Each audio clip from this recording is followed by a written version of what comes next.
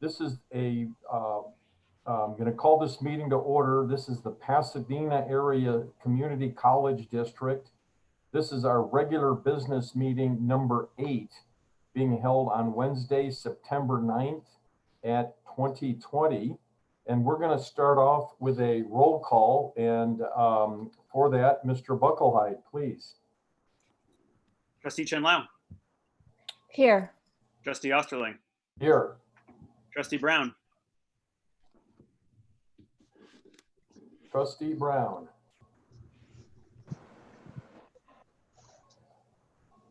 Berlinda, you're not on mute, but we cannot hear you, but your mic does not appear to be on mute. If that continues, you may want to call into one of the phone numbers. Yeah, okay. We're going to mark Trustee Brown as present and keep going, Mr. Bucklehide. Trustee Silver is absent. Trustee Waugh. Here. Trustee Martin. Here. Trustee Fellow. Here. Student Trustee Ramirez.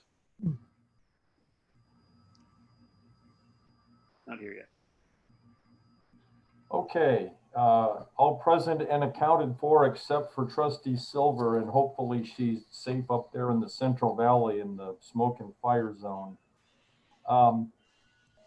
Next, Mr. Bucklehide or Board Clerk Waugh, do we have any public comment on closed session agenda items? We have no such comment. Okay, seeing none, we are now going to recess to a closed session. And in that closed session, we're going to cover the following items. Number 1, Government Code Section 54956.8, Conference with Real Property Negotiator. The address is 4105 Rosemead Boulevard, Rosemead, California. The District Negotiator is Dr. Mike Bush, and the negotiating parties are the El Monte Union High School District. Closed session agenda item number 2, Government Code Section 54957, Public Employee Appointment, Acting Director, Financial Aid. And lastly, agenda item number 3, Government Code Section 54957, Evaluation of Employee, Superintendent, President.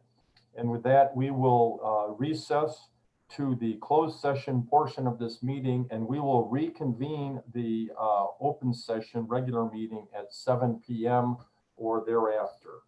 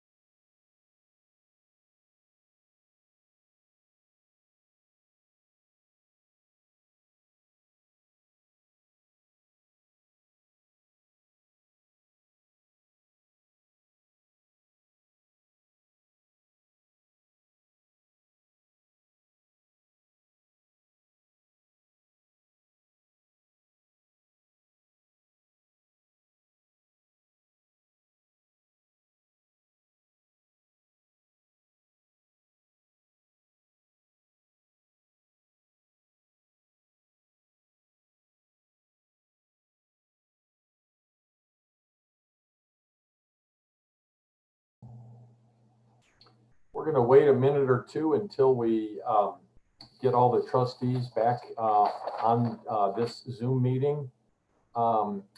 Is Alex on the Zoom meeting? There he is. Here. Yeah, what's up? Yeah. Alex, are you going to send me a chat or an email? Yes, I am. Still waiting for those folks to get on the call, so I'll have that for you. Okay, that's fine. I don't need it till later. Thank you very much. Yep.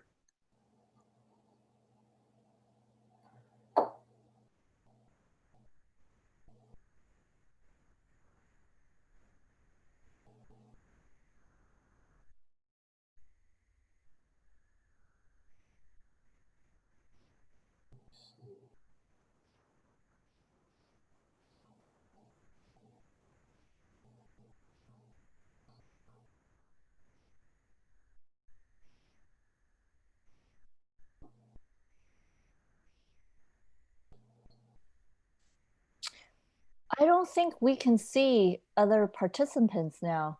Yeah. So Sandra, I see you and me, and I'm waiting for the rest of our trustees to show up. I just admitted Tony and Erica. Great. I see. So they're coming. Tony. If you'd like, I can stop the screen share for the time being too. Okay, maybe that's why we can't see the Sure. other. Yeah, okay. Try that. We'll go back to the screen share after we reconvene. We have not formally reconvened yet.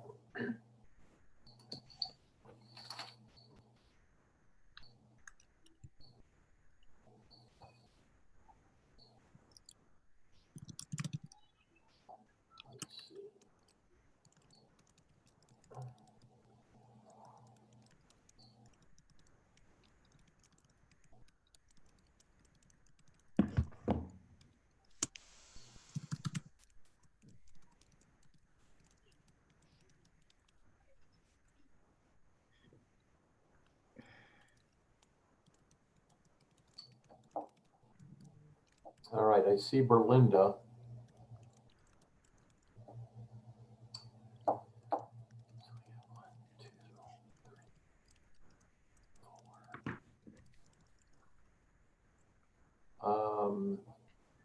Still waiting for Trustee Waugh and Trustee Martin. Thank you. Yeah. We will wait.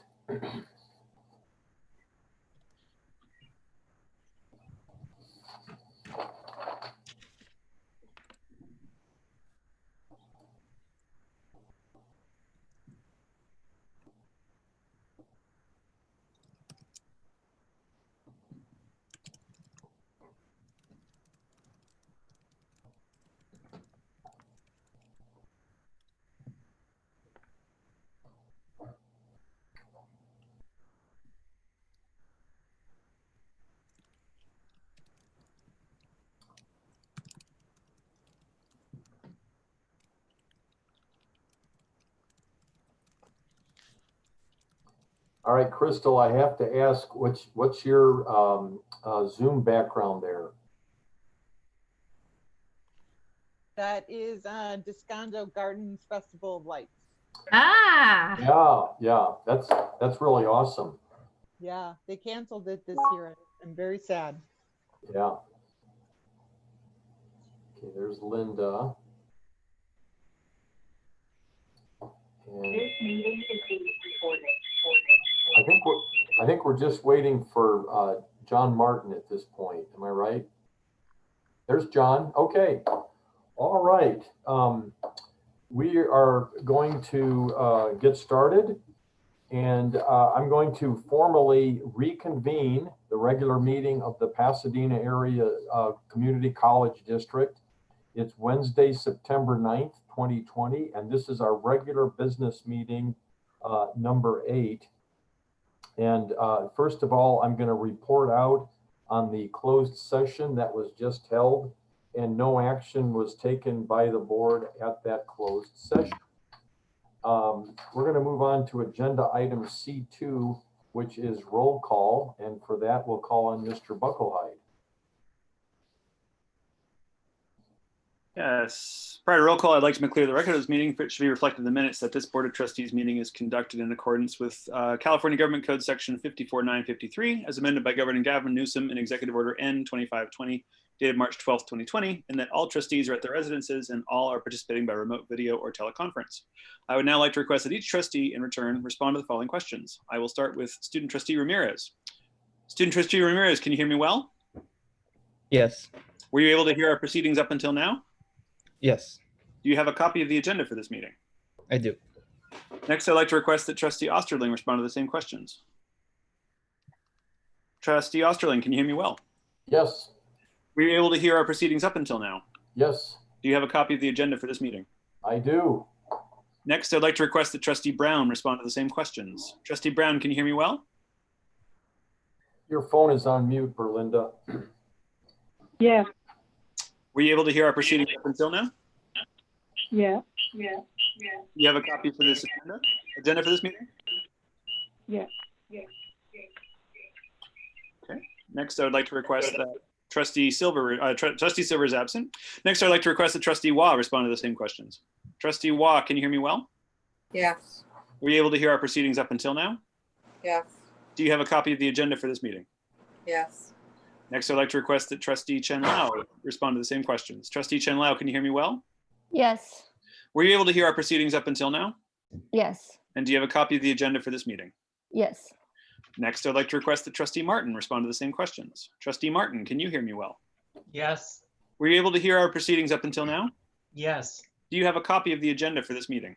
yes, And next, I'd like to request that Trustee Fellow respond to the same questions. Trustee Fellow, can you hear me well? Yes, Were you able to hear our proceedings up until now? yes, Do you have a copy of the agenda for this meeting? yes. Thank you. I would now like to ask that any member of the Board of Trustees speak up at this time if they have not been able to clearly hear any trustee. Hearing no comment, the record should reflect that all trustees present have indicated that they were able to hear all other trustees clearly. I would next request that any trustee speak up at this time if such trustee has any reason to believe, based on voice recognition or otherwise, that any person representing themselves to be a certain trustee is not truly so. Hearing no comment, the record should reflect that no trustee has expressed doubt that any trustees are the parties participating by teleconference. I would now like to advise the trustees and the public that any votes taken during the remote conference portion of this meeting must be taken by roll call. Thank you. Okay, thank you again, Mr. Bucklehide. We're now going to do the Pledge of Allegiance, and I think in all of this time, I've never called on Dr. Junie to lead us in the pledge. We'd be honored if you would do so, sir. Are you available? I am. Okay, here we go. Okay, everyone should rise and put their hand on their heart. As soon as I see a flag, although I don't see one yet, I'll go ahead and start. I pledge allegiance Allegiance to the flag of the of the United States of America and to the republic for which it stands, one nation, under God, indivisible, with liberty and justice for all. Thank you, Terry. problem. We are moving on to agenda item C4. This is approval reordering of agenda items. Dr. Jonas. The only change is on item H2. I would like to remove David Levy's name from the approval. With that correction, I make a motion to approve. second, Okay, roll call vote, please. Mr. Bucklehide. Student Trustee Ramirez. Yes. Trustee Chen Lao. Aye. Trustee Osterling. Aye. Trustee Brown. Aye. Trustee Waugh. aye, Trustee Martin. aye, Trustee Fellow. Aye. 6-0, 1 absent, and Student Trustee I. Thank you, Mr. Bucklehide. Agenda item C5, introductions and recognitions. Do we have any tonight? No, we do not. Okay, moving on. Next, we have agenda item C6, public comment on non-agenda items. Board Clerk Waugh or Mr. Bucklehide, do we have any public comment on non-agenda items this evening? We have one such comment. All right, Mr. Bucklehide. I am making sure I have it in front of me.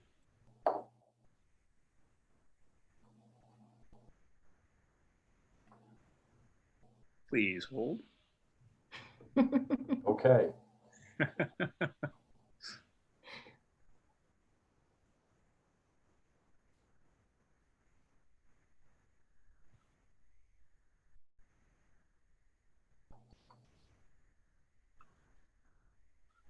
I'm sorry, something has gone wacky with my email. Please hang on for a second. All right. Alex, if you'd like, we could take care of a few other items and come back. That's your call. That would be helpful. Thank you. All right, we're going to do that. And I'm going to move on to agenda items 7 and 8. And if it pleases my fellow trustees, I'm going to suggest we, since we have to do roll call votes for all of these, if you don't mind, we would do 7 and 8 and approve the minutes for our regular business meeting as well as our retreat. So meeting 6 and 7 in one roll call vote. I'll move approval. Unless there were any changes to either of those minutes. I move approval of both minutes from Okay. 7 and 8. Okay. Second. Second, any objections? Let's do it that way. Trustee Ramirez. I just wanted to know that for both minutes, I am not marked as present. Okay. And you were present at both meetings, correct? Yes. All right. So we will move to approve both sets of minutes in one vote with that amendment to both sets of minutes that Trustee Ramirez was present. Do I hear a motion? I move. Any second? Second. Moved and seconded, all in favor, and we do have to do this by roll call. Mr. Bucklehide, are you ready to do a roll call vote? I know you're also working on the public comment. Thank you. I'm prepared. Thanks. All right, go ahead. All right. Student Trustee Ramirez. Aye. Trustee Chen Lao. Aye. Trustee Osterling. Aye. Trustee Brown. Aye. Trustee Waugh. Aye. Trustee Martin. Aye. Trustee Fellow. Aye. The vote is 6-0 with 1 absent, and Student Trustee aye. Okay, and then Mr. Bucklehide, are you ready yet to come back to item number 6? Yes, I am. Thank you for Okay, the indulgence. we go to item 6. Thank you. Public comment. This is addressed to the members of the Pasadena Area Community College District Board of Trustees. When Pasadena City College adopted a new and improved mission statement in March of 2019, it was initially met with resistance, but it was done.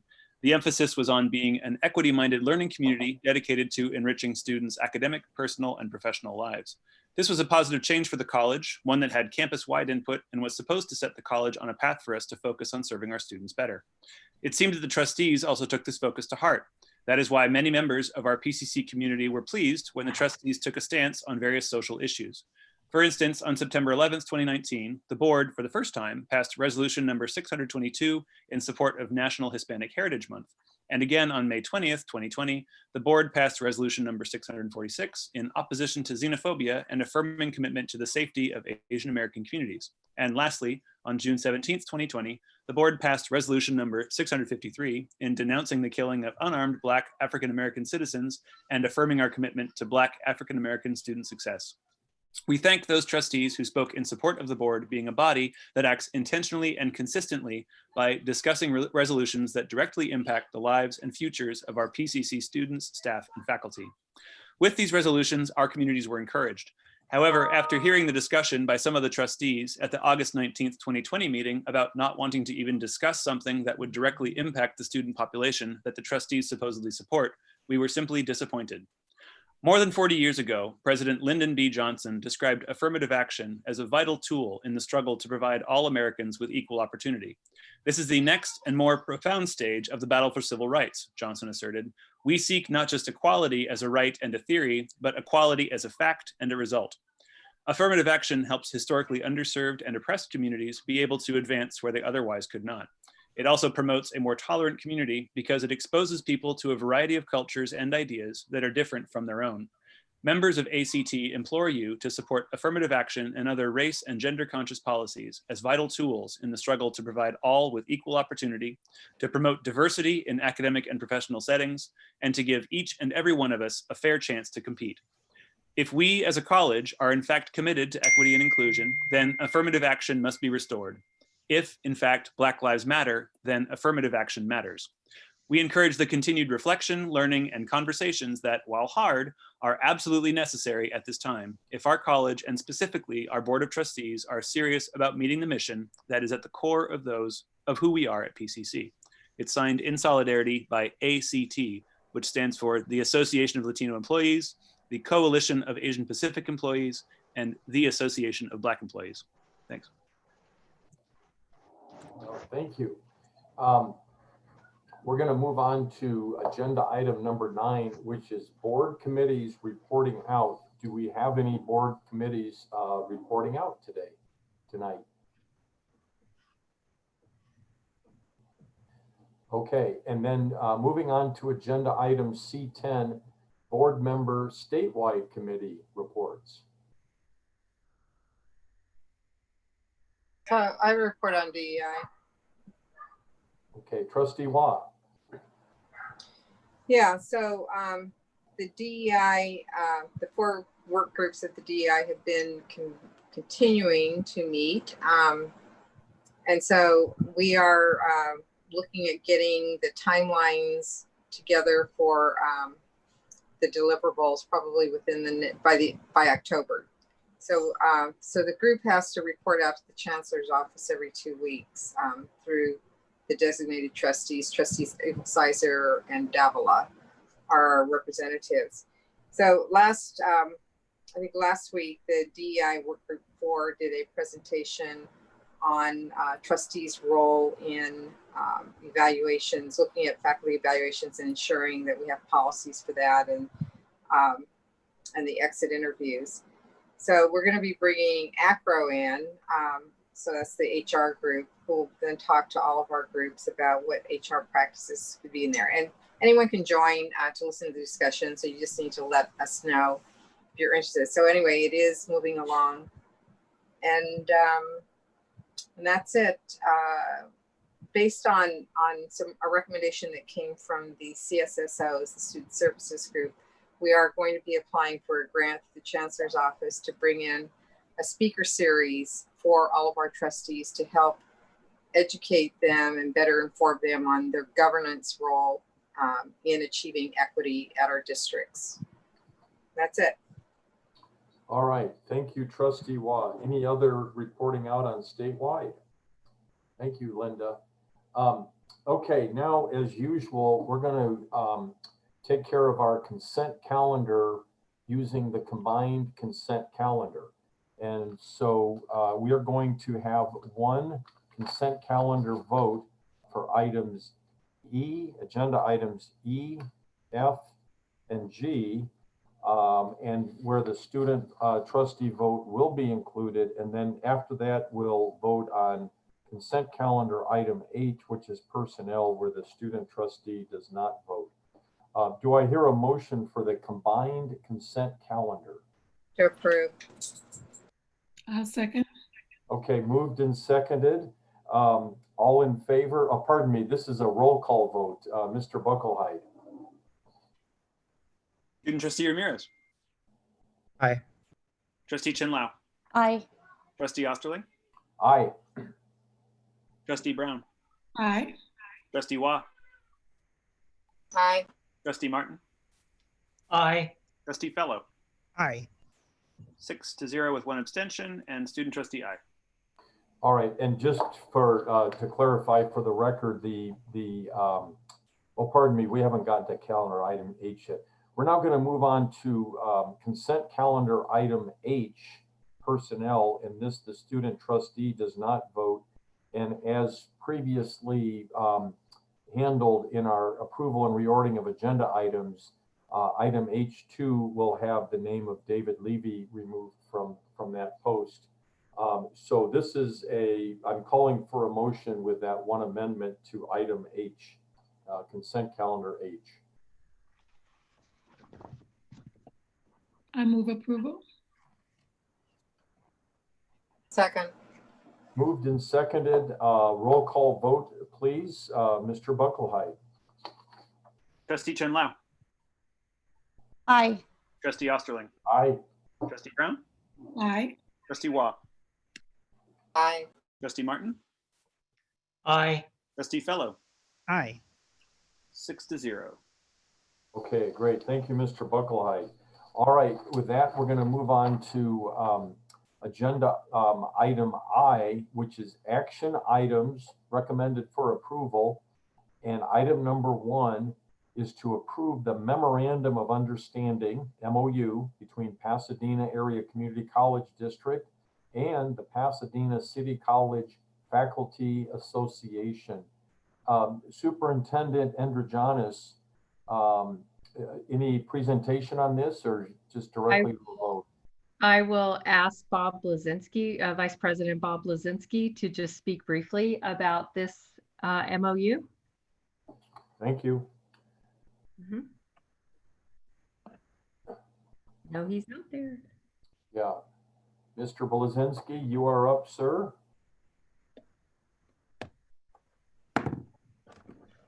Bob?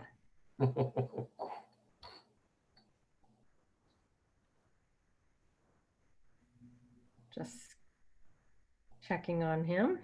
Okay. I think we know what it is, though. Erica, if you'd Oh, like. okay. Unless you want some explanation. Make a motion to approve. Motion Okay. to approve. Second. Second. Any discussion? Hearing none, I'm going to call for a roll call vote. Mr. Bucklehide, please. I'd like to clarify first, is this a student trustee vote on a contract? No, it is not. Thank you. Yeah, Trustee thank you Chen for Lau? that clarification. Trustee Chen Lau. Aye. Trustee Osterling. Aye. Trustee Brown.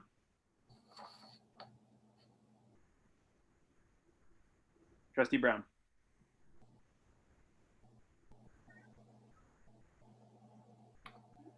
Berlinda, your phone and video are both on mute. I wonder if we've lost her. And Bob Blazinski was experiencing technical difficulties. Okay. Alex, let's continue with the roll call vote and come back to Trustee Brown Certainly. Trustee Waugh. at the end of your roll call. Aye. Trustee Martin. Aye. Trustee Fellow. Aye. And Trustee Brown. Aye. There we go. Okay. Does anyone, can I ask, does anyone have a question? Because Dr. Junie could answer if you have any questions. Or if we're good, we're good. We're good. Okay, wonderful. Yeah, thank you. Mhm. All right. Abstention. So that motion carried unanimously with 1 absence, correct? Correct. Okay. Item I2 is to accept a grant award, Title V Developing Hispanic Serving Institutions, HSI program. Do we have a presentation on this outstanding development? I think Dr. Junie could talk about this. Okay. Dr. Junie, please. Good evening. So I mean, I think just in the background, it's self-explanatory. This is another Title V grant that is awarded to Hispanic serving institutions, of which we are one. As the title tells you, that this is about completion using pathways. It will help us expand our work with guided pathways. It will help us expand our learning resource centers or success centers.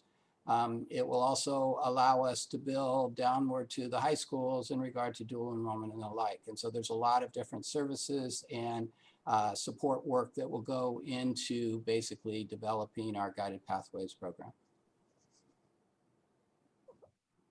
Okay, thank you, Dr. Junie. Okay, have we called for a motion on this yet? A motion that we accept the grant award. Second. Moved and seconded. Any further discussion? Hearing none, we'll go to a roll call vote again. Mr. Bucklehide. Student trustee Ramirez. Aye. Trustee Chenlau. Aye. Trustee Osterling. Aye. Trustee Brown. Aye. Trustee Waugh. Aye. You're muted, Trustee Waugh. No, Aye. she said aye. Thank you. Trustee Martin. Aye. Trustee Fellow. Aye. 6-0 with 1 absence, and student trustee aye. Yeah, and just motion carries, and just my congratulations to everybody that was involved in the administration to make this significant grant award happen. And I know that you will do great things with this grant. So we're extremely pleased, and again, congratulations. We're moving on to item I3, which is to adopt resolution number 659 in support of Native American Day. Do I hear a motion? Motion to approve? Second. Moved and seconded. Any discussion? Seeing none, we're going to go to a roll call vote. Mr. Bucklehide. Student trustee Ramirez. Aye. Trustee Chenlau. Aye. Trustee Osterling. Aye. Trustee Brown. Aye. Trustee Waugh. Aye. Trustee Martin. Aye. Trustee Fellow. Aye. 6-0 with 1 absence, student trustee aye. Thank you, Mr. Bucklehide. Agenda item I4, adopt resolution number 660 in support of National Hispanic Heritage Month. Do I hear a Move to motion? approve. Second? Moved and seconded. Any discussion? Seeing none, roll call vote. Mr. Bucklehide again. Student trustee Ramirez. Aye. Trustee Chenlau. Aye. Trustee Osterling. Aye. Trustee Brown. Aye. Trustee Waugh. Aye. Trustee Martin. Aye. Trustee Fellow. Aye. 6-0 with student trustee aye. Okay, thank you again, Mr. Bucklehide. And this concludes section I, which are action items, and we're going to move on to J, which is information items. And item J1 is an update on distance education. And Dr. Jonas, I really appreciate you putting this important item on the agenda tonight so we can hear how we're progressing on distance learning as forced by COVID-19 situation. So take it away, please. Sure, and for this presentation, I'd like to turn it over to Dean Leslie Tirapelli. Hello, Alex, can you allow me to share my screen, please? I sure can. Thank you.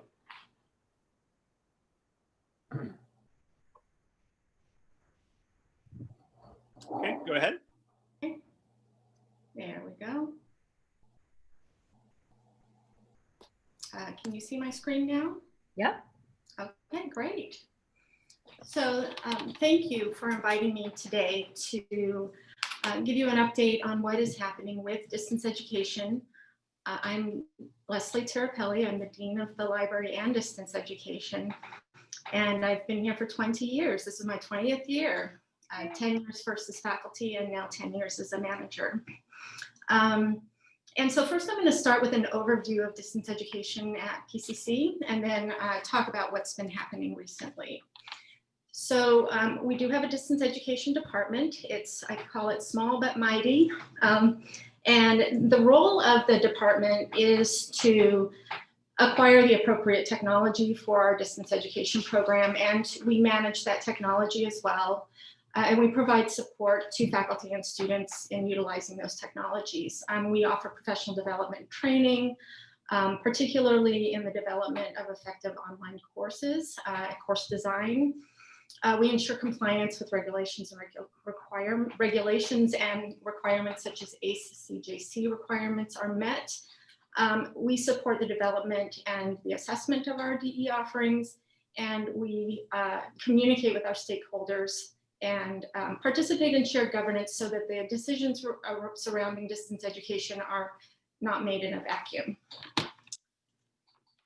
Here at PCC, here, I need to move this so that you can see the screen and not just yourselves. So at PCC, we've traditionally had 2 course formats, online and hybrid. Our online classes had never been synchronous. In other words, they did not use a platform like we're using now, Confer Zoom, for live instruction. Everything was asynchronous. So recorded videos of lessons that instructors made, activities that the students had to complete within a certain timeline. Everything is paced like a regular on-ground class. It's just happening in this asynchronous manner. The hybrid classes followed the same track, except that there's an on-ground portion. Very often it was 50-50, 1 week online, 1 week on ground. COVID has brought synchronous learning to PCC. That is not something that we've had before. And the tool we're using for that is Confer Zoom, which is provided to us by the state. And our learning management system, which we've had now since 2011, is Canvas. And so we've been on that platform for quite a while now. I'm trying to get this to move to the next screen and it's locked for some reason. There we go. So growth of distance education has been incremental. I'm showing the last 3 years of the sections offered here at PCC. And as the sections of online courses, which are in gray, have increased, they have, conversely, the in-person courses on ground have decreased. Hybrid is kind of all over the place, to be honest. It's not consistent over time. In terms of enrollment, number of seats filled, that growth in sections is also reflected in the growth of number of seats that we offer in a distance education format. Our success and retention rates are actually on par, if not sometimes better than our on-ground classes. In fact, if you look at the 1920 data, our hybrid and online courses do exceed our in-person courses, as do the retention rates. And this is what the goal has always been. When I started 10 years ago, I would say that there was at least a 10% difference with online education being well below on-ground instruction. On this screen, I'm showing success and retention by ethnicity, and I'm looking just at the first 2 years. So if you look at each line, it's in yellow, the success rate for 18-19, and then the retention rate for 18-19. And then the darker orange is the success rate for 19-20, and then the retention rate for 19-20. And one of the reasons why I did want to show this particular screen is twofold. First of all, we do have work to do in terms of populations who are not doing as well in the online environment, and pinpointing exactly why that is. The other is that we wanted to see in 1920 how success and retention was affected by shifting to remote instruction in spring. And remote instruction in spring did bring our success and retention rates down actually significantly. And I did not get this slide in here, but I did grab it right before I got online. Just for spring data, spring 2019, our success rate was 72%. In spring 20, it was 69%. So it went down 3% in that term that we moved to remote instruction. It's the retention rate that actually went down much more significantly. And that is spring 2019 with 85% retention rate down to 72% retention rate this past spring. So going from 85% to 72%, it is not something that That is a surprise. I think we were expecting this. We know that it was an extremely challenging time for our students. And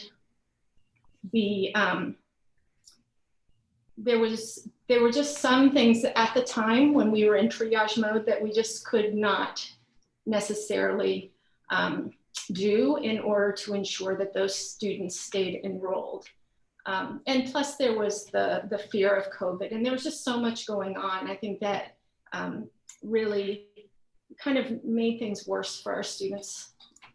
Excuse me, I may have missed this. You may have described this. Can you go back to the success and retention rate? How do you define success? So I believe, so this is from our research office. I believe that success is a C or better in a course. If I'm incorrect, Dr. Junie, can you please let me know? That's correct. Yeah. Or a pass if the student selects pass, no pass. Where retention is that they stay in the class and they receive a grade, so they don't get a W. So retention would be a successful grade, A through C, or an unsuccessful grade, D or F, or an NP. Okay, great, thank you. Thank you. So on March 10th, we did get the announcement that we were going to be moving to a remote instruction for 1 month. And that announcement came 2 days before Professional Development Day. So we used that day to actually train all of our faculty who were not already trained for distance education and how to use the tools that they would need to shift to remote instruction.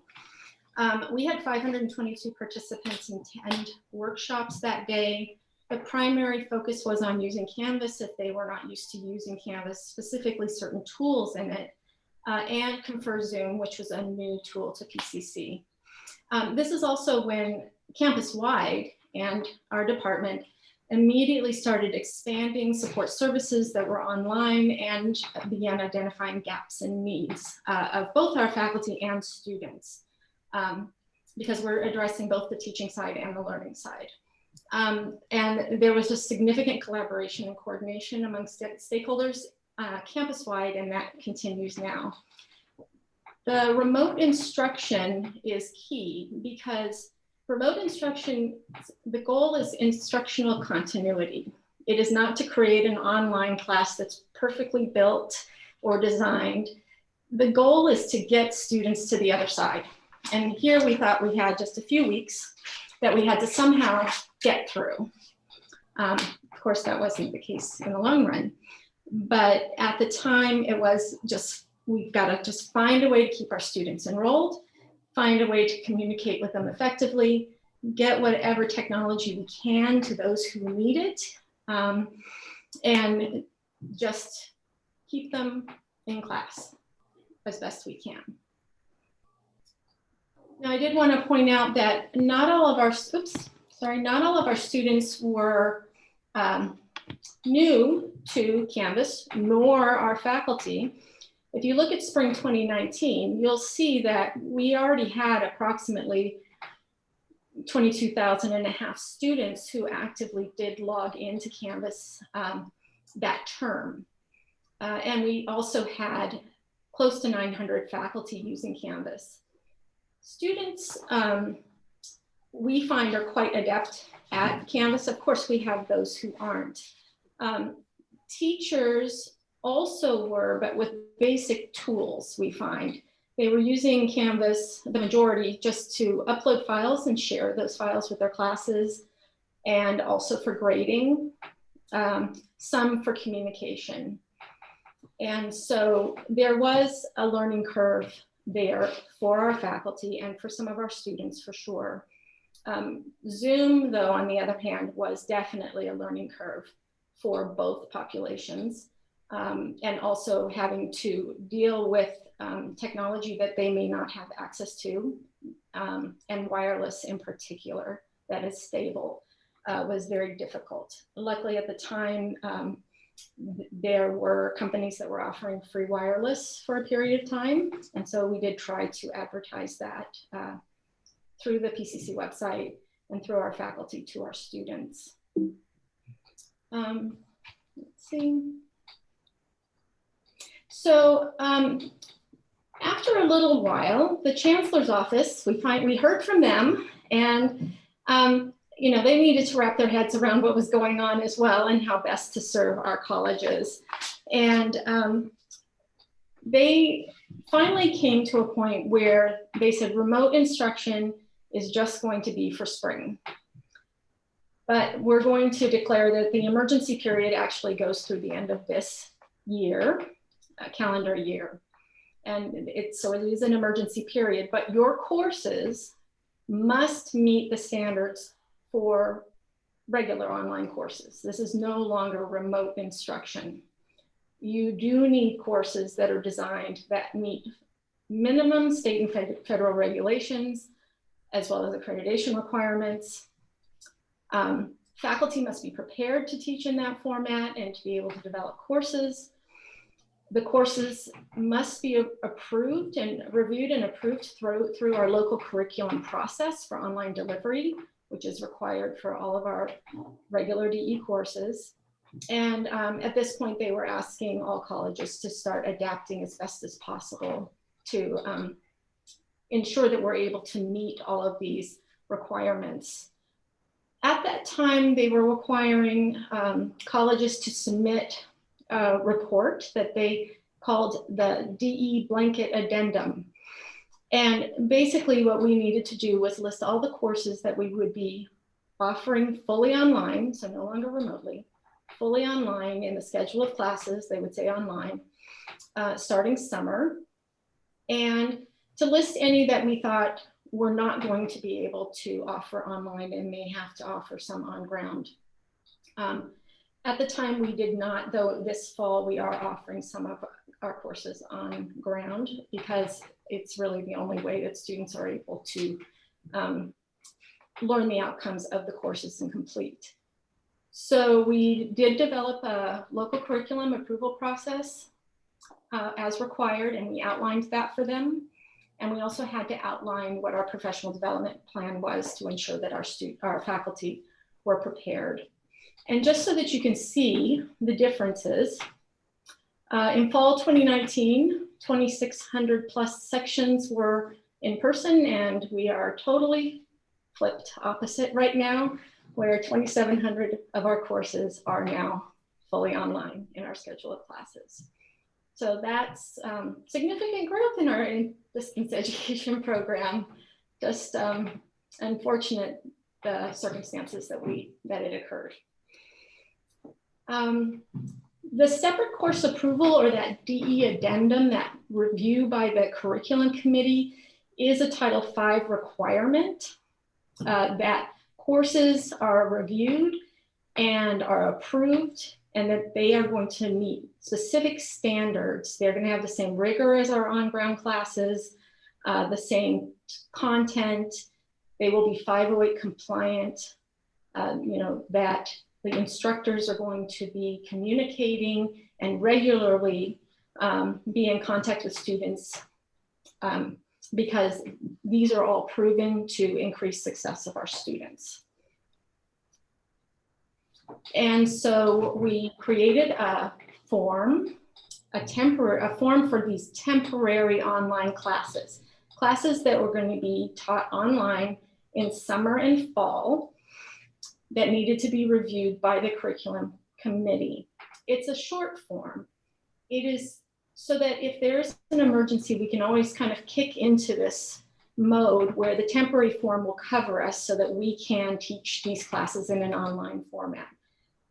The form and the process is not as rigorous as when we do full approvals and reviews for online delivery. But we were taking the recommendations of the Chancellor's office in terms of doing this, and we had to do it very, very quickly in order to offer these courses online for summer and fall. Over spring and summer, close to 800 courses submitted one of these temporary approval forms, and they were approved by the curriculum committee.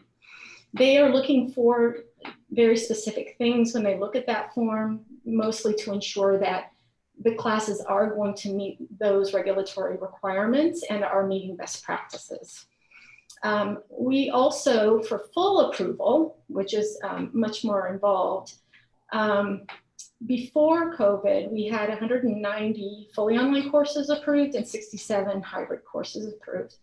We anticipate an additional 100 full approvals this fall, which is more than ever, because faculty are seeing that this is probably a new reality, and they are putting their courses through formally for the full process so that they can continue teaching these courses in an online format and are not falling back on this temporary form that's just for emergency periods. Title V also requires that our faculty are trained in distance education so that we can ensure that standards are being met. And we did have to send a plan of how we were going to do that to the Chancellor's office. Our plan is similar to what we were doing with courses. We have a truncated training for those who are only going to be teaching during the emergency period. And then we have a full certification, and faculty could choose at that time what they could do. Some would really wanted to do the full certification, but their schedules just wouldn't allow for it at the time. And so we wanted to make sure faculty had options. And we actually ended up that truncated training we call self-paced training. It takes about 5 to 7 hours for faculty to complete on their own. Fully online in Canvas. We wrote it just before this in May, right when this was all becoming a reality that we had to do fully online courses versus remote. So we had about 355 faculty who only took the self-paced training. We actually had over 500 faculty take the self-paced training, but many of them also decided they wanted to do the full training. So we had 369 faculty over the summer participate in our 8-week full certification course. This is a course that we've had here at PCC for a while. And I really attribute our high success and retention rates to our high standard of training and the expectations of our faculty to go through this 8-week training in order to teach in an online format. They also had an option to take a 12-week course instead from @1. @1 is the training arm of the Chancellor's office, and we actually adapted their curriculum for our 8-week course a few years ago. We had 231 faculty who already were fully trained at the time. So a majority of our faculty had not been trained. And really our training, it covers all the bullet points that you see there, but in much more detail in our 8-week class where faculty are actually developing a class and creating a course. We have our PCC online team, our distance education department, and it's 3 classified staff and myself. And they, I think within the last 2 weeks, received more than 1,000 inquiries from faculty and staff and students. Because a lot of this is new to many people, and they're doing a phenomenal job. They're used to serving probably about 10% of our population, and now they're serving about 100%. So, but they provide in-person support, walk-in office hours through Zoom, scheduled hours, meeting one-on-one. They do technology troubleshooting. They support faculty in DE course design and redesign. They create and offer professional development courses and workshops. They manage our learning management system and any of the integrated technologies within that system. And so that means we also handle the technology pilots and implementations of those products.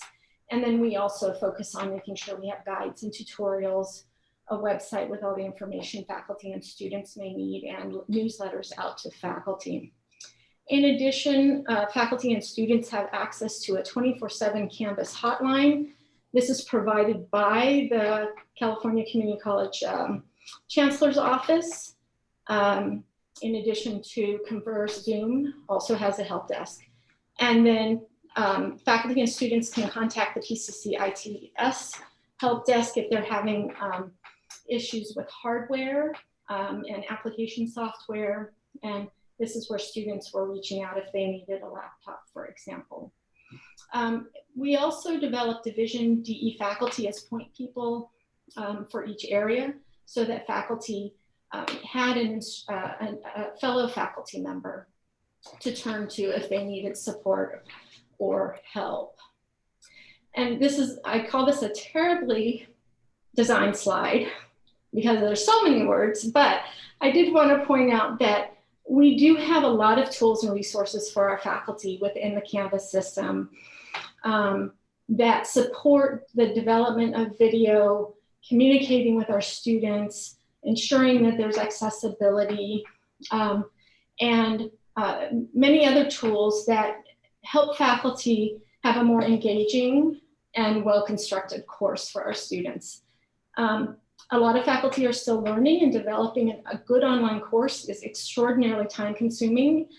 So we may not be perfect yet, but our faculty are really trying to ensure that they are meeting our students' needs. And over time, we will bring in new tools and resources to try to ensure greater success for teaching and learning in a DE format. So basically, we're going to just keep doing the great work we've been doing and provide support services and resources and grow those and determine need, particularly for our students, continue offering training and professional development, bring in new technologies, help faculty redesign courses and design courses so that they are improved, and really collaborating and coordinating with our peers and students on campus, because that is where we actually learn a lot about where our needs are. And so I think that we've done a tremendous job under the circumstances. People have been so dedicated and flexible and adaptable and positive, which is why I think that so many things have gone well under the circumstances. We still have a bit of a ways to go. We're always learning, and we're always trying to improve.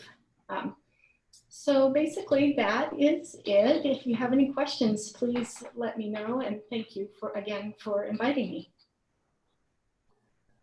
Leslie, thank you for that presentation. Fellow trustees, any questions? And just so you know, Alex will be sending the PowerPoint to you, so you can take a look at it and review all of those. That's a lot of information, but it's all really important information. Yeah. Thank you. And then feel free to email me as well if you think of anything later. I'd be happy to answer your questions. Yeah, if there are any questions, either raise your hands on the screen or in the participant screen. Question. All right, Trustee Y, you are up. Okay, thanks, Leslie. And yeah, I did get the PowerPoint from Alex, so it's helpful because there's a lot of data. This is a very data-packed presentation, so it's good to have it. So anyway, I want to thank you first for all of this information. I think it's a really great presentation. I think it's something the trustees have been asking for a while, well, since it started. And of course, I know you had to get the data. So I know Trustee Fellow and I are both students this semester, so we've had a chance to use this. So I do have some questions, and then I'll let other people ask questions, but I want to come back and ask some additional ones. So of the data that you show on retention from 1920, so how up to date, what is the date timeline this was? Okay, so go ahead. 1920. Let's go back to that slide if we could. Sure, I can share my screen again.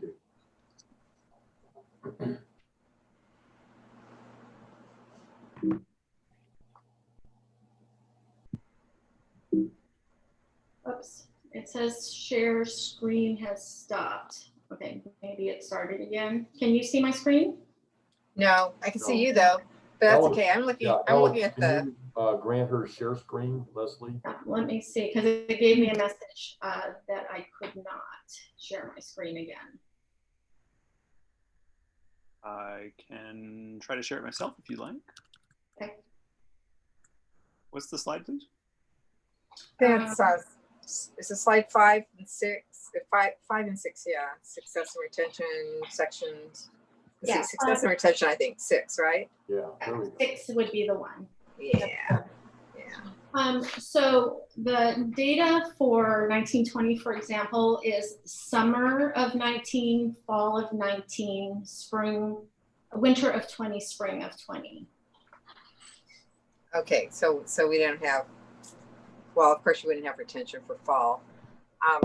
So I guess questions, I mean, do we know why there was a drop in retention? Was it just sort of the sort of getting hit by COVID and people maybe being in sort of flux in their own lives? Or was it that, do we know, I know Student Services did some outreach. So I was just wondering what, anecdotally, what do we know about that? If I could comment. Sure, Dr. Junie, yes. So what Dr. Terapelli said is true, that, you know, obviously the students had all this stress. They had to go online. They weren't used to that. They were dealing with COVID. They were dealing with their own home issues. But another part that impacted it is the changes to the way we did grades. And so, as I mentioned earlier, if you got a D or an F in a class, you were retained. But we set up a policy where if a student got an F, we converted it to an EW. Thus, they weren't retained. And that was also true of D students. D students could keep it if they wanted, but if they didn't want, it would also be converted to an EW. So those students, if they were converted to an EW, they were negative in regard to our retention. And so that also impacted our retention during the spring semester, because we were helping students out by converting failing grades to W's, basically. And so that's a big part of, so looking at the retention rates during spring, you really can't compare it to anything else, because of the fact that we changed the grading process to basically make it so that students weren't negatively impacted by that semester. Thank you, Dr. Junie. That's very helpful. So we should have better data. We should have better data. If I may interrupt, let me insert a comment. If you look at these graphs also, you'll recognize that the scale on the right is from 76 to 88 and from 64 to 78 on the left. Yeah, that's true. Thank you for pointing that out. Yeah, it's not a scale from 0. And if it was, what you would actually see is the differences, like if you look just at the online only, are very, very slight. I'm actually impressed by how little the drop off actually is if you look at if you looked at it as a fully scaled graph. So go ahead, Linda. Thank you. Yeah. Can I ask a follow up on that? Sure. I'm just trying to think. You said this, I just don't get it. 1819, the 1920, you had the whole campus, right? Is online virtually?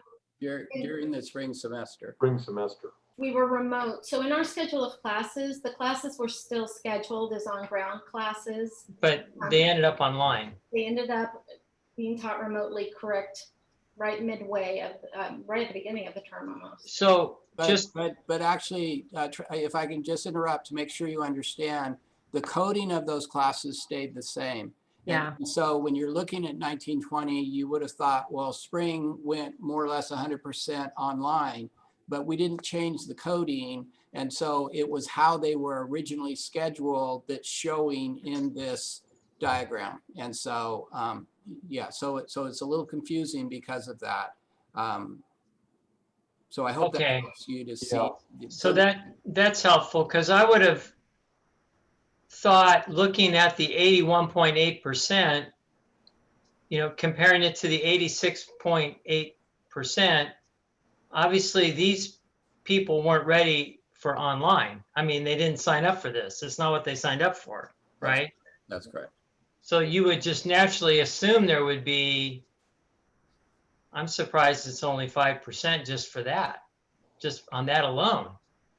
Yeah, it might be worthwhile to break out spring semester, pardon me, of 2020, because it was such a anomaly and such a quick pivot. That might be. And I can send that data to you because we do have the success and retention rate specifically for spring 20. And then also, I just noticed that one of these data sets that Crystal sent does show that our summer 2020. So we just completed summer 2020 a few months ago, success and retention rates. And our they went up significantly with our success rate at 82.5% and our retention rate at 91.2.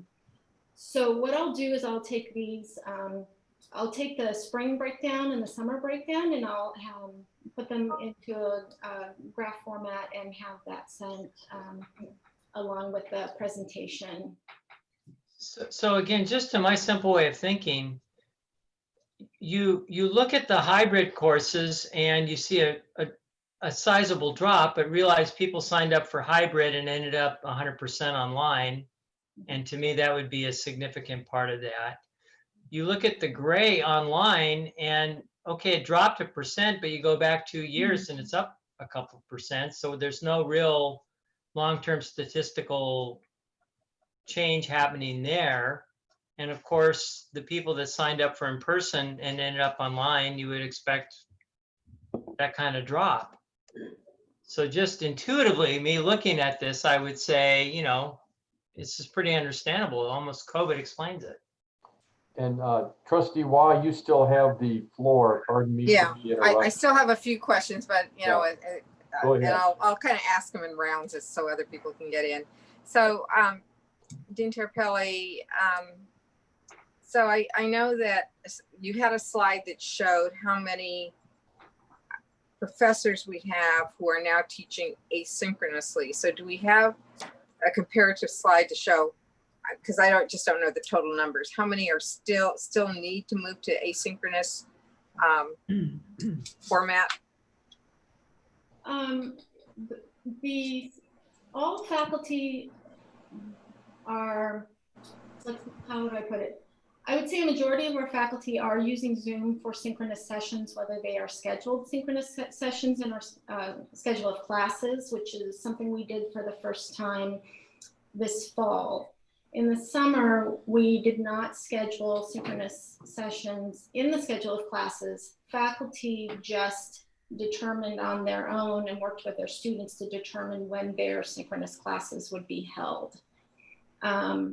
So we don't have an exact number of who is only doing asynchronous only and not any synchronous instruction, because even those classes that don't have scheduled lines stating when synchronous meetings are, they may be having some synchronous meetings still, as part of their the design of their course. We had other faculty who wanted those synchronous meetings scheduled in the schedule of classes because they felt that it would encourage students to show up to those sessions, more so than just letting them know once they started the course when synchronous sessions would be. So at this juncture, you know, we know which ones have scheduled synchronous sessions versus those who don't, but it doesn't mean that synchronous isn't happening in those other courses. I'm glad that we have pushed to synchronous classes. I do think they're good, although I hear just anecdotally, just from the classes I'm taking, that maybe students are still struggling. But I think that so under the new format, or I guess the new guidelines for DE, then everything has to be synchronous. Is that true or not true? Is that what I saw? Yeah, it is not true. Everything does not have to be synchronous.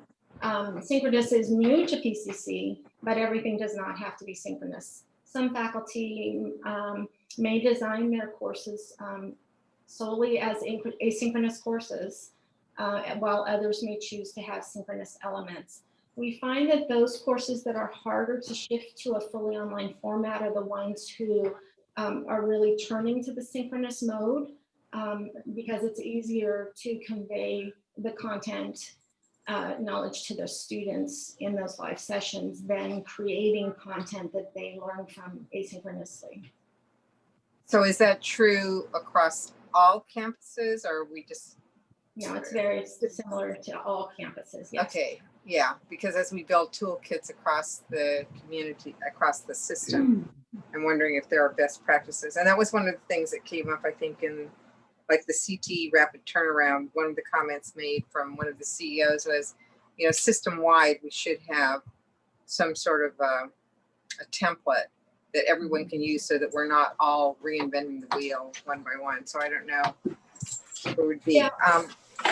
Can I just mention one thing? One thing that we are trying to do across the state is standardize how we label courses so that from campus to campus, it means the same thing, so that students know what exactly what the course construct is ahead of time. And if they're swirling, then it's the same elsewhere.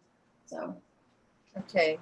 And then I know when we first got hit by going into having to respond to this COVID crisis, we moved, I think across the system, we moved to pass, no pass grading to help the students, but we got kind of different feedback. And I don't know if Trustee Ramirez wants to weigh in on this and whether or not that was helpful or not helpful. But I know like this semester that I'm taking classes, the professor had to announce it and nobody really was aware that pass, no pass was available. So I was just wondering what that impact is to our students and their ability to have that flexibility if they need it. In addition to having Trustee Ramirez respond, we might also want to have Academic Senate President Dr. Matt Hennis respond. Sure. David, you're up next. Yeah, so honestly, I'd be more interested to see what Matt Hennis would have to say, because I know that for myself, I was pretty aware of everything that was going on because I kept up with all the emails, but I'm not too sure about where other students stood on that. Dr. Hennis. Yeah, we had regular discussions in the Academic Senate.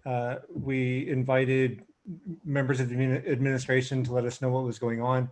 And the Academic Senate actually weighed in on the grading policy that was described, the ability to convert grades to EW, the extending of pass, no pass, that sort of thing. And so it was really incumbent upon the Senate representatives to go back to their divisions and then have instructors share that information out in Canvas or through Canvas to their classes. I'd also like to say that in addition to that, we're talking about some of the things that impacted our students' ability to complete. And let's not forget that right before finals week, George Floyd was murdered. And that had a very deep impact for a lot of our campus community.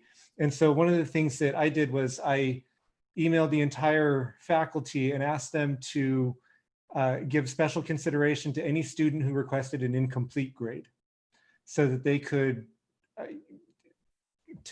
complete the course when they were in a psychological and emotional place where they could perform their best. And so, and I actually provided some language for them to include in their Canvas shell as an announcement to their students.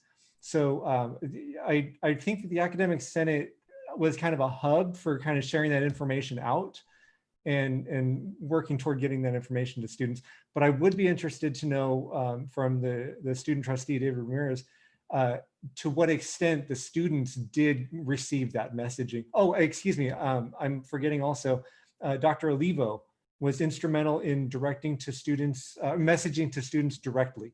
And so it was kind of a two-pronged approach. We had the faculty informing students and then student services informing the students directly. Dr. Juni, I see your hand up, sir. Yeah, so something that needs to be said is that the world continues to change. And so when we were in spring and summer, the Chancellor's office was allowing us to, I'm going to use the word ignore certain parts of Title V And so we were able to do the EW for changing Ds and Fs to EWs. And we were also able to allow students to choose pass, no pass in any class they were taking. That is no longer true. And so now in the fall, we're back to the regular world in regard to grades. And so to get a pass, no pass, that course has to have been approved through the curriculum process as being pass, no pass. And that's not all of our courses. And so, basically many of the restrictions that occurred in our previous normal before COVID-19 are back in place. And so that's part of the complication, is that many students are still in the mindset of what was happening in the spring when we had this new grading process. And most of that new grading process now is back to normal of what existed prior to COVID-19 hitting us. And so, And Dr. Olivo, did you want to add anything to that? Yeah, I just wanted to mention that we did indeed inform students directly about the grading options that were available in spring. And, you know, we did get the word out, and if there will be any of those kinds of options available, then we'll follow the same format because it was successful. Thank you. So just to be clear, so that students were notified in spring, but then summer and fall, so it was just assumed that they knew that, or I just am not clear. If you could just clarify that. Well, as Dr. Junie mentioned, the Chancellor's Office has provided guidance about grading options for summer and fall. That's not the same as spring, right, Dr. Junie? that's correct. Okay, thank you. Trustee Watt, do you have more questions? Just one more, if you don't. Okay. So I know that that we tried to address students' needs on the challenges, the technology challenges they were facing. So so I know there were still questions about the internet access. I think we opened up our parking lot, although it's been like an oven, I would guess, in the parking lot the last few days. But but I know, like, even for me to take a class, and I'm a technology person, I actually have to use 2 different devices at the same time so I can keep looking through the material while I'm watching the class and I'm listening to the videos. So I'm just wondering, do we know, are we helping students meet that challenge, and how are we doing that? I don't have the data. ITS is distributing the laptops based on requests through a form that they have on the campus website. We've also, in our training with faculty, we've made sure that they understand that this is a resource that they should be pointing their students to if they see that a student has a need.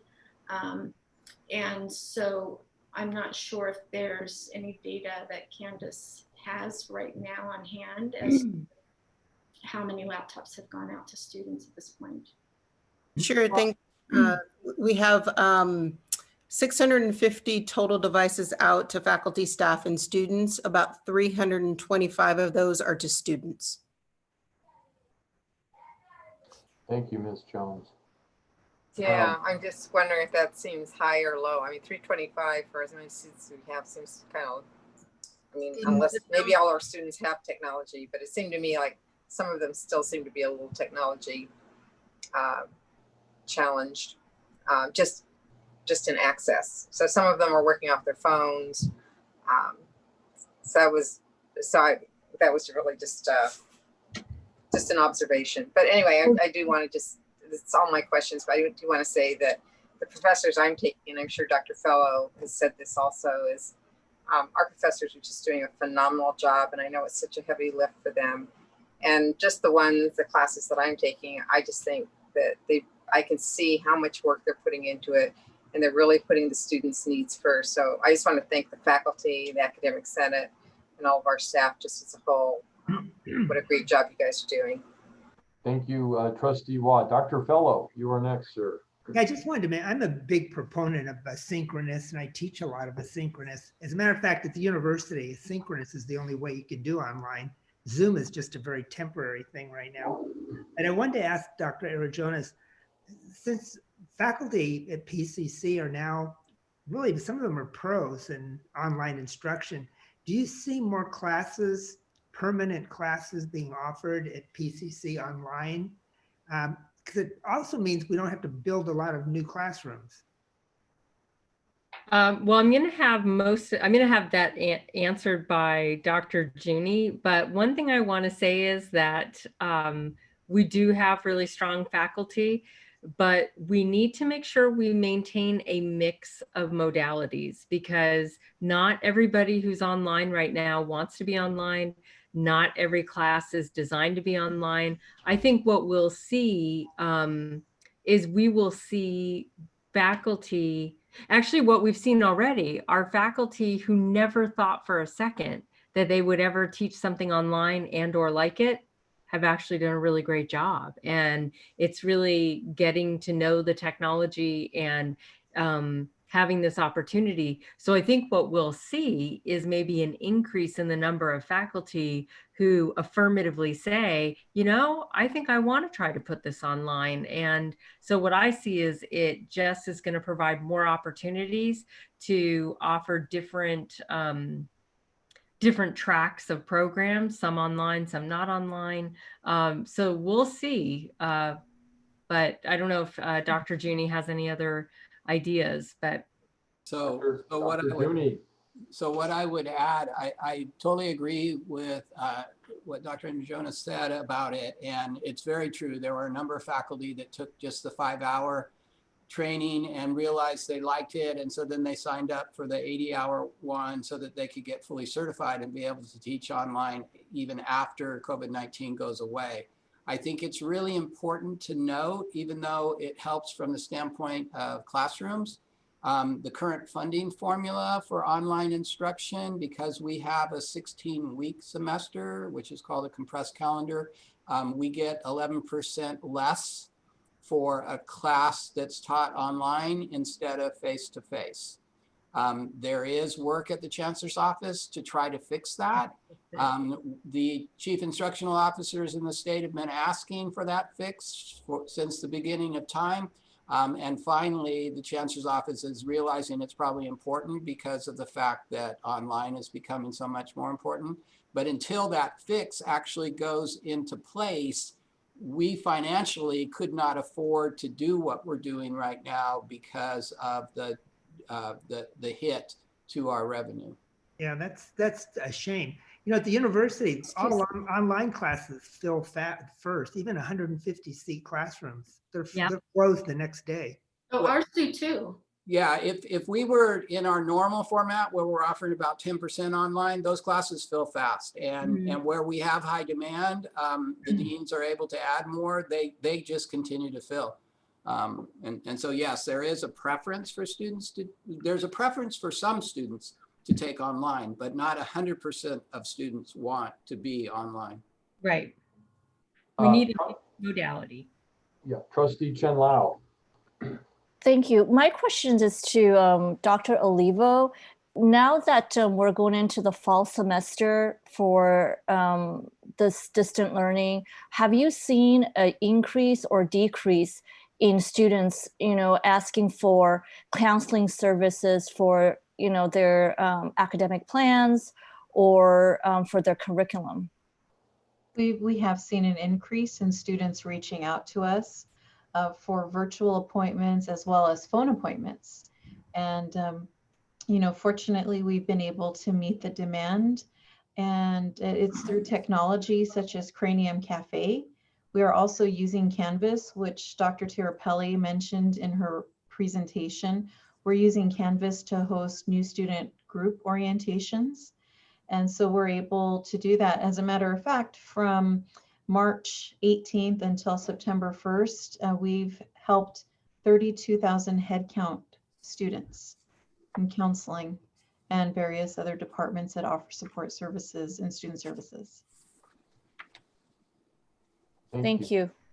Yeah, thank you, Trustee Chinlau. Any other questions from the trustees?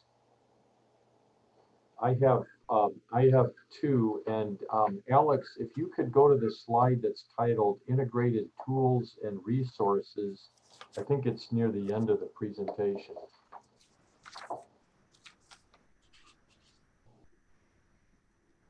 So this is a question for Dr. Tirapelli or anybody else on the academic side that's here tonight.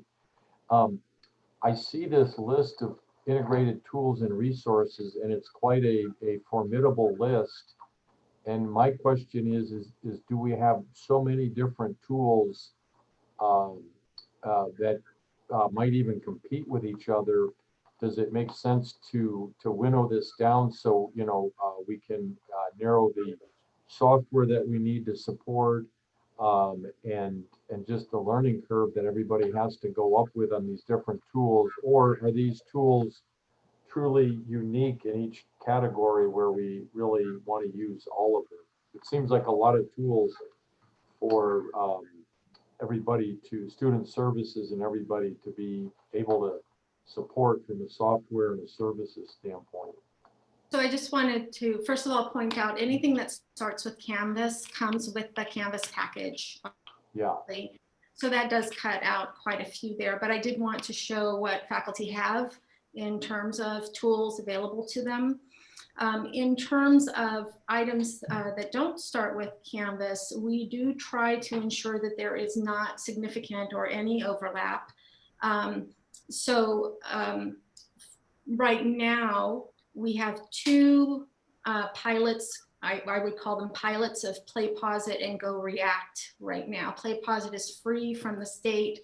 Go React is a tool that American Sign Language and our performing arts area uses. They have some similar features, and we are now, since one of them's free, we're looking to see if there's too much of an overlap, or if because of the way these disciplines use the tool that they need whatever those differences are in order to effectively teach. What's interesting about PlayPosit is it allows faculty to insert within their video assessments. So you're watching the video and then it stops, and then in the video there's an assessment that the student has to complete, and once they complete it continues. So these provide more engagement in those asynchronous type of activities. I would say that I would say these all have their unique purpose, but we find that many of them are discipline specific. In other words, there are some disciplines who would not look at Go React or PlayPosit, for example. And they would rather do all their instructions synchronously and not develop videos, for example. And if I could add to that as well, some of them, like if you look at the far right at the very bottom of the instructional tools, you see Labster and Visible Body. Those are tools that are allowing us to do science labs online. And when this emergency is over, those faculty will much prefer doing their science labs face-to-face. So it's very likely that tools like that are really just for this emergency will go away because we will go back to face-to-face instruction. So we are looking at this from a discipline-based perspective, where we are looking at the tools that would most likely fit the needs of the faculty. We're not training them on all tools, except for the core tools of Canvas and Compare Zoom and Blackboard Ally, which is our new accessibility checker. Okay, thank you. And then my next question is, we had to pivot very, very quickly in spring semester, but now we've been through summer and have started fall. And have you identified any, I'm going to call it low-hanging fruit areas for improvement where, we've seen what's worked well and then we've seen what hasn't worked so well? That are there any areas that you'd like to see us improve upon this fall semester and beyond in the distance learning? Well, I think what I would like to see is maybe a little bit more clarity to students of what the classes, how they're constructed, what they're getting into ahead of time.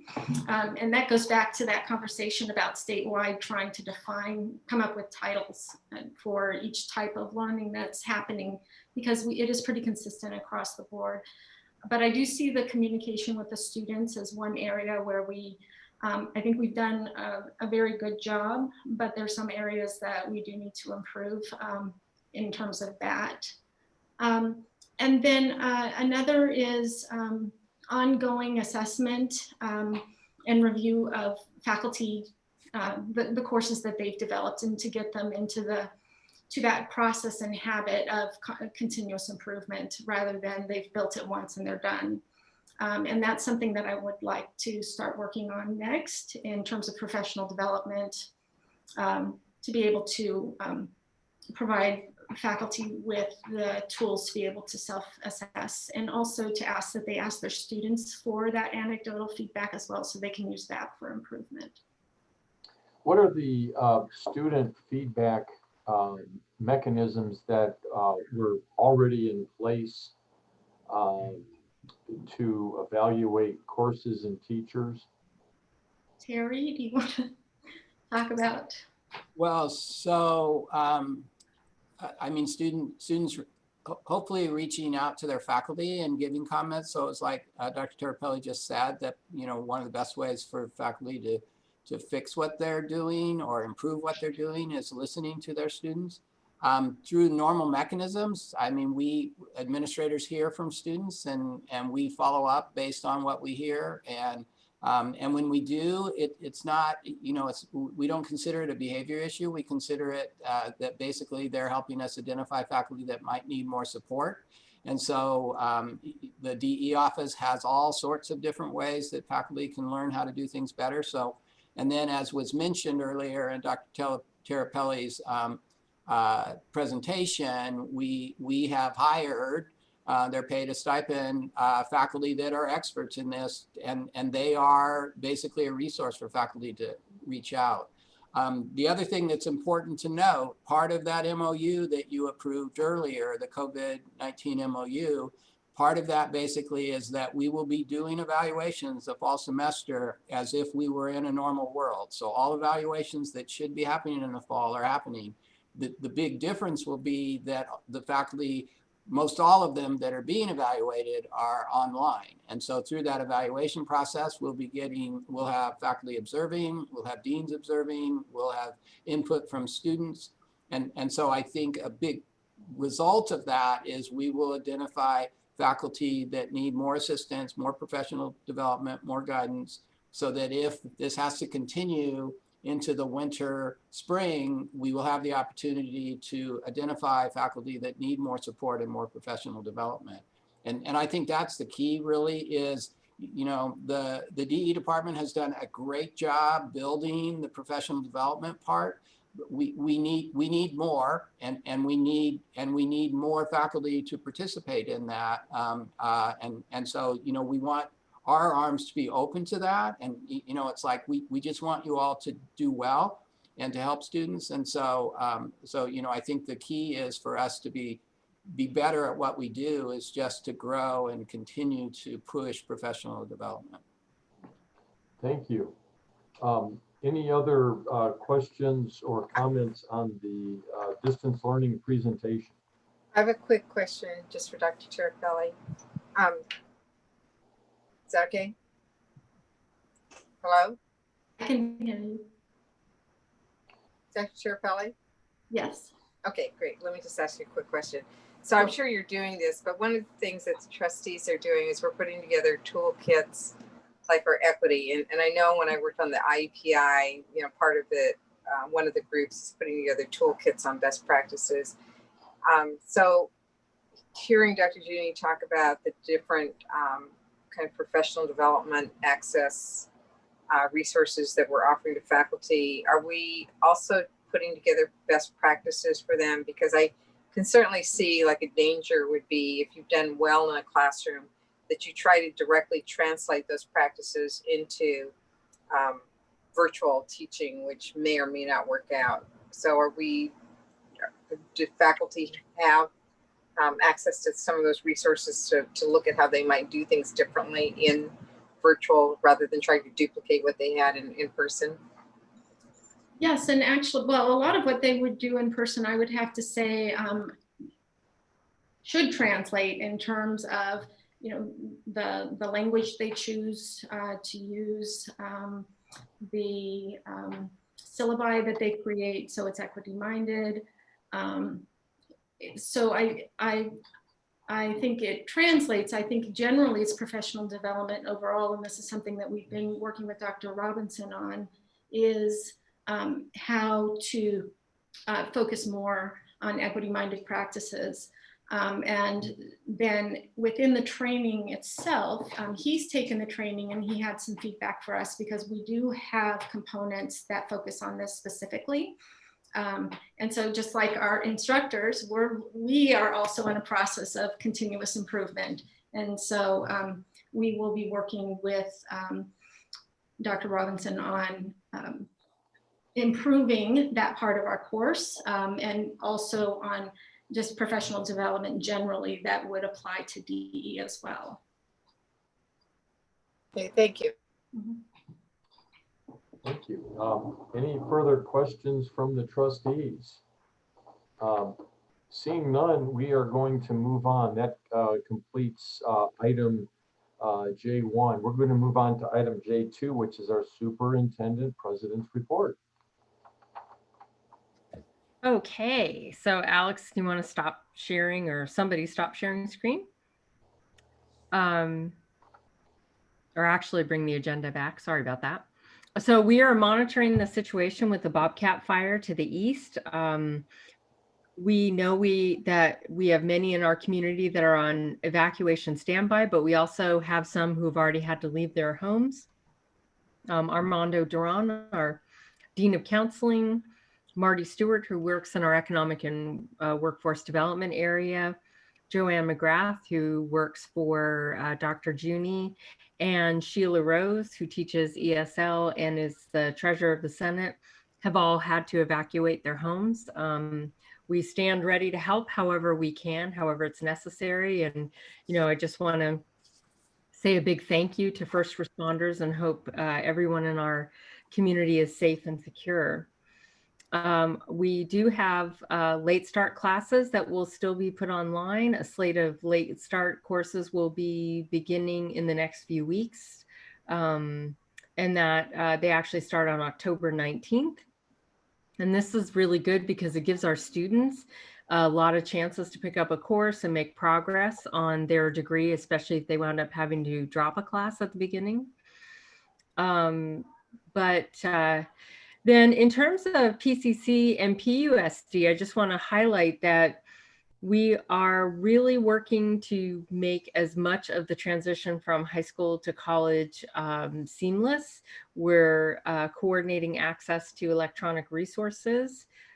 We have PUSD students who have access to our PCC web domain, and we are connecting students via Canvas. And this is encouraging because the more we make those connections now, the easier the transition later on. As we already heard, we have a laptop loan program that has provided a lot of laptops for faculty and students, as well as hotspots. And we are doing whatever we can to help students with their access for remote instruction. We're also, in addition to loaning, loaner programs, we're also encouraging and helping students identify computers and other things they can purchase through their financial aid awards through our College Buys program. And so, as we learn of things that students need, we try to respond in the moment. Next week, we have a Career Community Social Justice Conference. It's a 3-day virtual conference for students interested in seeing how their passion for social justice issues can translate into a rewarding career. There will be job talks, career sessions, panel discussions, and the keynote is on Wednesday, September 16th at 5 p.m. Dr. Cesar Cruz. He is an advocate and an activist for gang-impacted involved youth in Oakland. And he is the first Mexican immigrant male to graduate from Harvard's Doctorate in Education Leadership program. I think that's going to be a pretty amazing panel. At this point, I'll conclude my report by actually turning it over to Dr. Olivo, who's going to give an update on our international students. I believe the board requested an update at the end of our last meeting. Dr. Olivo? Yes, hi, everyone. Thank you, Dr. Jonas. I just wanted to report that we have around 566 international students enrolled with us at PCC. And it was through outreach efforts from the International Student Center with our director, Olivia Liu, and her staff, informing students and helping them navigate the deadline for payments. That helped us to retain 566 students. And so we will continue doing that kind of outreach so that our international students are aware of the date that they must pay their fees. And so we were, fortunate in that we were only at a point where we lost around 25 students. Again, we have 566 international students enrolled with us this semester. Thank you. Thank you, Dr. Olivo.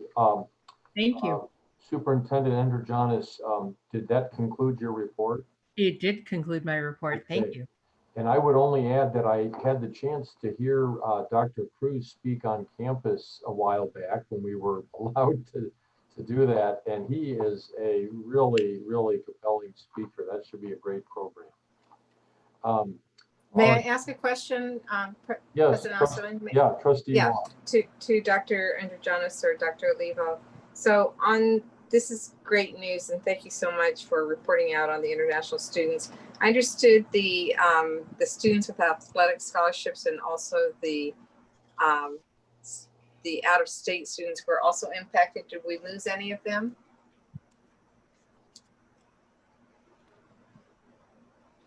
We did not. At this time, our focus was to phase in the approach of many colleges implement, which is drop for non-payment before the start of the term. And so at this point, it was international students, but not other non-resident students. And part of the reason for that was that we had at least one staff member in admissions and records who specializes in residency, who was out on a leave over the summer. And it caused a massive slowdown on our residency confirmation, which we have to do in order to report our enrollment accurately. So they were not negatively impacted by the absence of that staff member. Okay, thank you. Okay, thank you. We're going to move on to agenda item K, which is announcements. We'll start with announcements by shared governance representatives. And as usual, we will start with associated students. And I see Mackenzie Rivera out there. Everyone. So for my report, we officially launched our virtual club rush, which was a success and actually caught the attention of a local paper. So we're looking forward to that. We updated our letter of support to our international students and released that statement on our Instagram page. Right now we are working on a Constitution Day event, which is going to be headed by one of our VPs, Kelly Lee. And we are almost done with filling of our vacant positions. We should have the positions filled by October 2nd, where we will officially swear them in. Other than that, we've been sitting in on our shared governance committees and just making sure to get the student voice out there. Thank you. Thank you, Mackenzie. Next up is Classified Senate, and I believe we have a new participant in our meeting, and that's Ernesto Partida. Yes, good evening, trustees. My name is Ernesto Partida, the president of the Classified Senate. I just want to report that the Classified Senate has been working on a number of different things since the last Board of Trustees meeting. We just recently looked at the ICER as part of our accreditation process and have completed our first read. We're going to be looking to approve that in the next couple of weeks. Following the different discussions that occurred on Professional Development Day around racial inequities and institutional barriers, the Classified Senate is working to support our classified colleagues in identifying professional development opportunities to address these issues. Our goal is to continue this conversation from the theme of Professional Development Day, and we will update you as we continue to make progress. Thank you. Thank you, Ernesto, and thank you for joining us tonight. Now, Management Association, I have to say, I was just getting used to pronouncing Tito Altamirano's name, and now you're throwing another curve at me with Dr. Acela Osegueda. I hope I didn't pronounce that too badly, Acela. So welcome, and you're up next. Thank you so much. Good evening, everyone. As the Secretary of the Management Association, I'm filling in this evening for President Tito Altamirano, who is currently attending to another commitment. Leading up to and throughout the start of this fall semester, the Management Association has been working hard to support its members and in turn our college. I'd like to take the time to thank all of our deans for scheduling the necessary classes our students need to complete their academic goals. Thank you to our business, facilities, and IT administrators who help connect our systems to our students in new and increasingly accessible ways. Thank you to our student services managers for supporting students as they enter our college and ensuring that they receive the resources they need to succeed. A special acknowledgement goes out to Arlene Reed, Director of Admissions and Records, and Manuel Cerda, Director of Financial Aid, for their work and that of their staff in serving thousands of students with some of the most critical processes that define their start at PCC. It is a tremendous responsibility that they carry, and they have done so with leadership and grace. This week, all managers at PCC will be engaging in their first meetings of their respective reading circles. As a response to the recent conversations and demonstrations of support around the Black Lives Matters movement, President Andrew Jonas encouraged us as a critical part of our work to read, learn, and even unlearn in order to enhance our knowledge of anti-racism and the actions we must engage in to dismantle racist and other oppressive systems, particularly as they manifest in our college. I would like to commend my fellow managers and their commitment to this practice of educating ourselves around this urgently important matter of racial and social justice in order to better serve our Black, Latinx, and other students of color. And I would like to offer our collective gratitude to our Director of Professional Development, Dr. Jason Robinson, and our Director of Equity, Dr. Micaela Mares Tamayo, for their leadership in organizing these reading circles. Our managers are looking forward to a productive semester in each of our hired roles, as well as in the committees on which we proudly serve. Thank you, managers, for your ongoing commitment to changing our practices and procedures in order to best serve our college and, most importantly, our students. Thank you. That concludes my report. Thank you, Acela, and thank you for filling in. Next is Academic Senate, Dr. Matt Hennis. Hi, thank you. Good evening. We had our first Academic Senate meeting and our retreat last week. I'm here to report that it was a success. I think we had a good dialogue, a good conversation, confronting anti-racism, equity, and really just bringing it to the forefront of our consciousness right away. We had a lot of participation, a lot of good discussion, and it was just the beginning of what we can look forward to this year.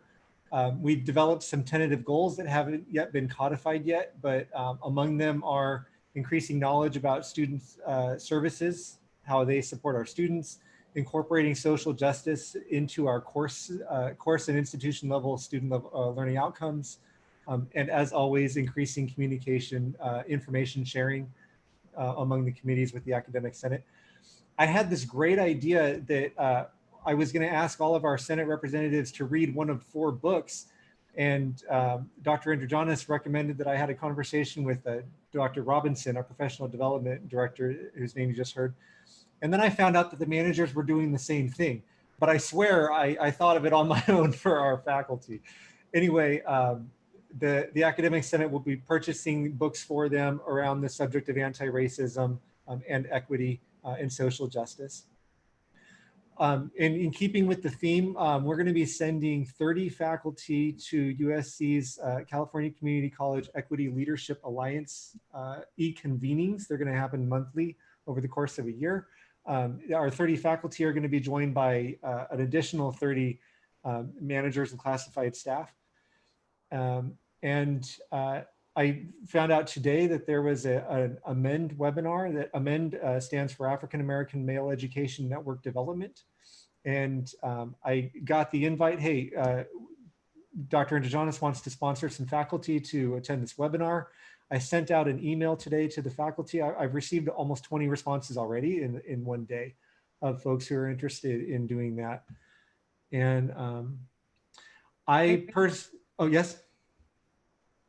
Okay, I thought I heard a voice there.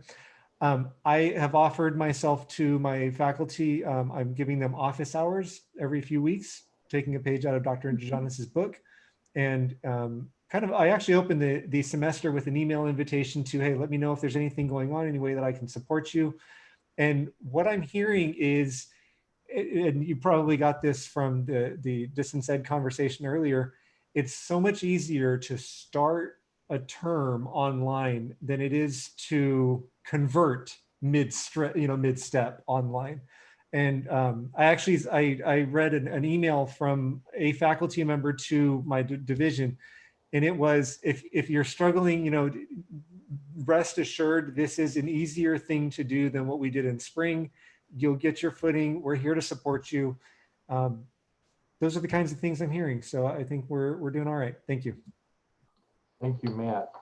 And next we're going to turn to trustees. And as always, we will start with student trustee, David Ramirez. Take it away, sir.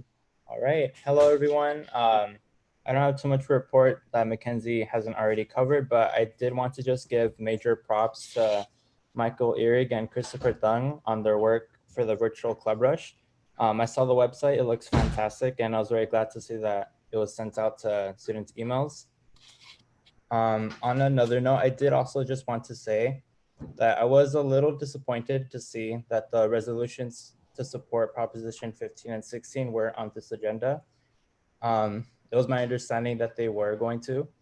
And to explain a little bit of why, I wanted to share a little bit about myself. I'm a first generation student, and so I'm the first to go to college in my entire family. And when my parents came from Mexico, they started from scratch. And I'm sure that every step of the way, there was someone telling them that they didn't belong there. And my mom grew up on a farm, and she left school after second grade. My dad grew up around violence, and he came to the US when he was 18 and went straight to work in a factory. And so he never completed high school. And in my entire life, my parents have instilled the idea that there is a place for me in higher education and that I have a right to be here. But what leaving that resolution out tells students like me, what that tells me is that in fact that this institution doesn't believe that there is a place in higher education for students like me. And I saw that there was a resolution to support National Hispanic Heritage Month, and that's fantastic. I was glad to see that. But I don't think it was seen just how ironic that seems when the board withdrew a resolution that would have supported the academic endeavors of thousands of our very own Hispanic students. And so I urge the board to hold another meeting this month to pass a resolution in support of Proposition 15 and 16, if not at least Proposition 16, because we are in an institution that asks our students to come, to dream and do, but we're choosing to be indifferent to the barriers that they will face after their experiences at this school. Thanks. David, thank you for your report, and also thank you for sharing some of your personal story around education. We're going to do the trustees next, and we're going to do this in the order that you appear on my screen. So be ready when I call upon you. And in my upper left screen is Trustee Berlinda Brown. You are up. Thank you. I have nothing to report tonight. Okay, thank you, Berlinda. Next up on my screen is Trustee Linda Waugh. Thank you. So I have good news. I want to thank you all as my fellow trustees that you nominated me for the Pacific Region award for a trustee, but I didn't get it, but I'm really happy to announce that two of our California awardees, one is for the Pacific Region CEO, Dr. Sunny Cook from Maricosta, and then for the trustee award went to Trustee Vivian Malaulu from Long Beach. So I was really excited to see them. I'm really happy, and I sent them congratulatory. And then I asked Adrian, President Gray from the CCC, to post it on our trustee webinars. But I think it's not only exciting that California took two of these awards, both of these awards, but also that both of these are women, and both of them are from the API caucus. So I also want to just note to the trustees. So tomorrow is our Thursday webinar for the trustees, and it will focus on Cal Grant reform. So actually the League and the Chancellor's Office are going to be putting that on. So I hope you tune in. So there's been a lot of changes in Cal Grant, but as you know, under financial aid, we have really pushed for changes across our system at individual campuses. So I think it should be interesting. I also wanted to call attention that on September 16th at 2 o'clock, the League will be hosting a virtual town hall on Proposition 16, and they'll be bringing in Assembly Member Evan Lowe as one of the keynote speakers. So I hope you have a chance to hear this. And I think kind of dovetailing to Trustee Ramirez's remarks and I guess the letter that was read earlier, I think that I hope that there will be discussion in our board, but I think that this will give you some additional information about Proposition 16, and I believe that the League will also be hosting another town hall on Proposition 15, but I don't have that date yet. And that's it. Thank you, Trustee Waugh. Next on my screen is Trustee John Martin. No report this evening. Okay, thank you, Trustee Martin. Next up is my fellow evacuation warning resident, Trustee Tony Fellow. Thank you, Mr. President. I have nothing tonight. Okay, thank you. Next up, Trustee Chen Lao. Thank you. I have two things to report. One is that I was very humbled by a conversation that I had with Trustee Ramirez to understand from his perspective how he arrived at PCC, and to know that he works and that he commutes to PCC. Now that he doesn't have to commute, he could, study online. Just shows the commitment that someone like him, has to be a student at PCC. And when I asked him, how did you come to PCC?